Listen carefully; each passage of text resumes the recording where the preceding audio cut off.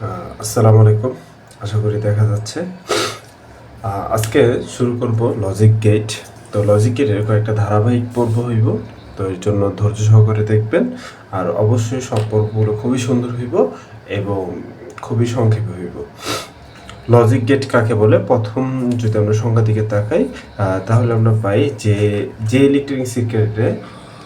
Electronic সার্কিটে একাধিক input গ্রহণ করে একটি মাত্র আউটপুট প্রদান করে তাকে লজিক গেট বলে। আবার একটু বলতেছি যে একাধিক ইনপুট গ্রহণ করব, সেক্ষেত্রে একটি মাত্র আউটপুট প্রদান করবে, তাই কি লজিক গেট।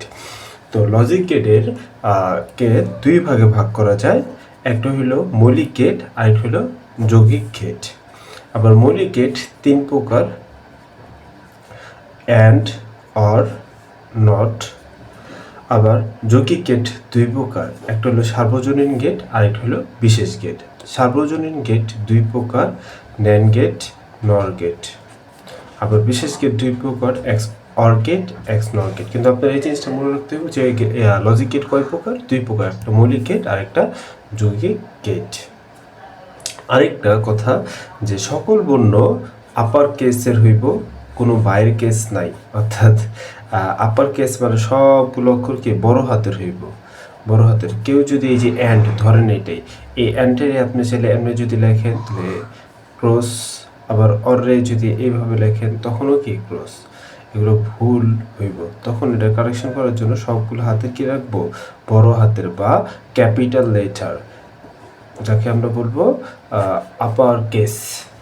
তো আমরা এখন এই গেট দুই প্রকার, একটা হলো মৌলিক গেট, একটা যৌগিক গেট। প্রথম অবস্থায় আমরা মৌলিক গেট নিয়ে আলোচনা করব।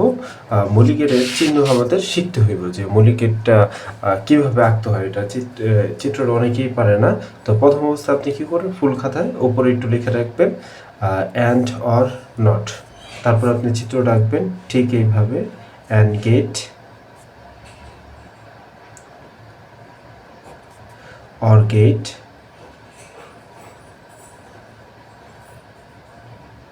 তারপর হলো নট গেট। ঠিক এইভাবে এই ফাঁকা চিহ্ন, এই ফাঁকা চিহ্ন, এই ফাঁকা চিহ্ন, এরকম আপনি 5 বার লিখবেন অন্তপক্ষে। আপনি 5 বার লিখলে আশা করি আপনার অ্যান্ড গেট কীভাবে আঁকতে হয়, অর গেট কীভাবে আঁকতে হয়, নট গেট কীভাবে আঁকতে হয় মনে রাখতে পারবেন। আমি একটু সহজভাবে বলে রাখি, যেরকম এ অ্যান্ড এই অ্যান্ড এটা ডি রে অ্যান্ড গেটের ডি এর মতন দেখতে।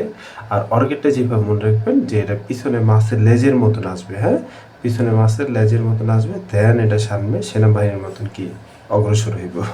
তো পিছনে মাছের লেজের মতন আসবো। আর নট গেট আমরা এটা সবাই পারবো, এভাবে তীরের মতন দিবেন, অ্যান্ড দেন এইখানে নটের একটা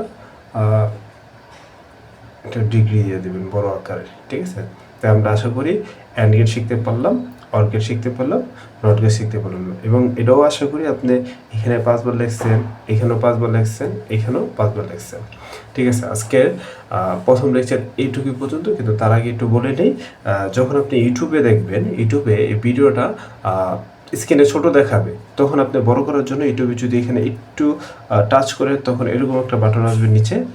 যখন এটাতে ক্লিক করবেন, দেখবেন ফুল স্ক্রিনে আমার ভিডিওটা চলে আসবে। তখন আপনি দেখতে খুবই সুবিধা হইব।